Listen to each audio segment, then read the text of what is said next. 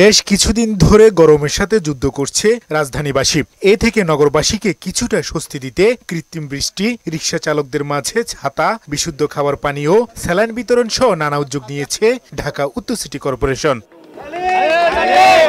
এবার বস্তিবাসীর জন্য সুখবর নিয়ে এলো উত্তর সিটি কর্পোরেশন। প্রচন্ড দাবদাহে বস্তিবাসীর জন্য উত্তর সিটির 11টি বস্তির 9টি স্থানে কুলিং জোন করার উদ্যোগ নেওয়ার কথা জানালেন মেয়র আতিকুল ইসলাম।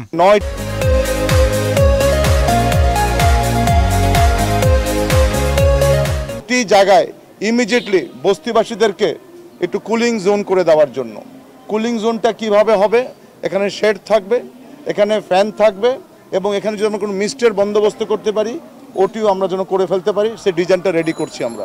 নগরবাসীকে গাছের যত্ন নেওয়ার আহ্বান জানিয়ে পরিবেশ দূষণ ও দখলদারদের বিরুদ্ধে কঠোর অবস্থানের কথাও জানান তিনি। পরিবেশকে যারা দূষণ করছে তাদের বিরুদ্ধে আমি সকলকে অনুরোধ করব রুখে দাঁড়ানোর জন্য। যেই দোকানের সামনে বা যে বাড়ির সামনে গাছ লাগাচ্ছি, সেই গাছগুলোকে যদি আপনারা যদি দায়িত্ব নিয়ে যদি পরিচর্যা করেন, তাহলে কিন্তু গাছগুলো বেঁচে যায়। ঢাকাকে পরিষ্কার পরিচ্ছন্ন নগর হিসেবে গড়ে তুলতে সরকারের পাশাপাশি সবাইকে একসাথে কাজ করার আহ্বানও জানান মেয়র আতিক। সবাই মিলে একসাথে আসুন, এই ঢাকা শহরটাকে আমরা সুন্দর করতে চাই। হুমায়ুন কবির, মোহনা সংবাদ, ঢাকা।